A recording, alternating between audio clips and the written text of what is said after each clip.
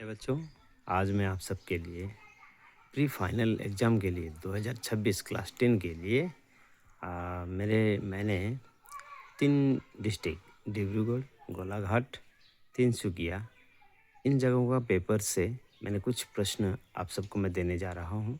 ये प्रश्न इस बार के फाइनल परीक्षा में अथवा प्री फाइनल में अवश्य आ सकते हैं। आंसर भी हमने यहाँ पे प्रदान किया है। इस प्रकार लिखोगे तो आपको 6 का 6 ही नंबर प्राप्त होगा। जैसे प्रश्न नंबर 1 में लिखा है निम्न प्रश्नों का संक्षिप्त उत्तर, अति संक्षिप्त में देना है इनको उत्तर। तो क नंबर में कबीरदास जी का आविर्भाव कहाँ हुआ था, ठीक है। दूसरा है राष्ट्रकवि की आख्या से किसे नवाजा गया। तीसरा आधुनिक कबीर किन्हें कहा जाता है। चौथा अफसर नामक पाठ किस प्रकार की रचना है। पांचवा सुदर्शन जी का पूरा नाम क्या था। छठवां अनुराधा शर्मा पुजारी जी ने कौन सा महाविद्यालय से स्नातक डिग्री प्राप्त की थी। तो प्यारे बच्चों, इन प्रश्नों का उत्तर हमने यहाँ पे दे रखा है। आप लोग इसको देख लेना, पढ़ लेना। मैं पढ़ भी दे रहा हूँ आप लोग के लिए। क नंबर में ऐसा कहा जाता है कबीरदास जी का आविर्भाव काशी में हुआ था। आपको ऐसे ही लिखना है इसको, ठीक है। ख नंबर राष्ट्रकवि मैथिली शरण गुप्त को राष्ट्रकवि के रूप से हम जानते हैं, अर्थात राष्ट्रकवि की आख्या से नवाजा गया था उनको, मैथिली शरण गुप्त को, ठीक है। तीसरा था कवि नागार्जुन को आधुनिक कबीर कहा जाता है।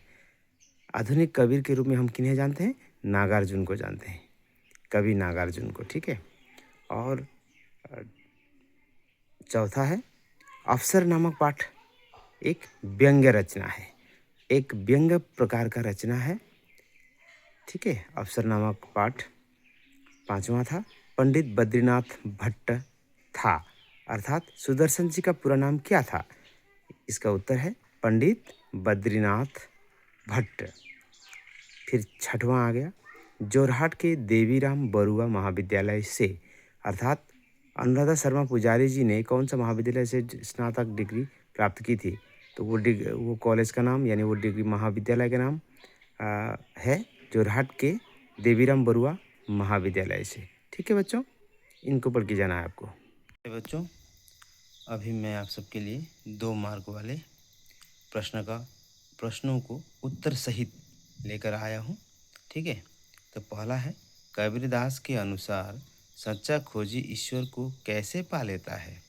इसका उत्तर होगा कबीरदास के अनुसार सच्चा खोजी ईश्वर को तुरंत ही पा लेता है, क्योंकि वह सच्चे मन से ईश्वर की भक्ति और खोज करता है। दूसरा है राजा हरिश्चंद्र की प्रतिज्ञा क्या थी। तो उसका उत्तर होगा, ये ब्रजावली में जो लिखा है उसी को मैं आप सबको प्रदान कर रहा हूँ। इतना लिखने से भी आपको पूरा नंबर मिलेगा। जैसे कि उत्तर होगा चंद्र टरे सूरज टरे टरे जगत व्यवहार पे दृढ़ श्री हरिश्चंद्र को टरे न सत्य विचार। ये था प्रतिज्ञा राजा हरिश्चंद्र का। फिर दूसरा है बंशीधर ने पंडित आलोपीदीन को हिरासत में क्यों लिया। इसका उत्तर होगा क्योंकि बंशीधर ने यमुना नदी के तट पर कुछ आदमियों को पंडित आलोपीदीन की गाड़ियों के साथ व्यापार के लिए अवैध रूप से नमक ले जाते हुए रंगे हाथों पकड़ा था, ठीक है। दूसरा है लेखक के अनुसार नेता अफसर और नेता में क्या अंतर है अथवा अंतर लेखक ने बताया है। तो इसका उत्तर होगा लेखक के अनुसार अफसर और नेता में कोई विशेष अंतर नहीं होता। दोनों ही लोगों को अपने अपने अपने ढंग से परेशान करते हैं।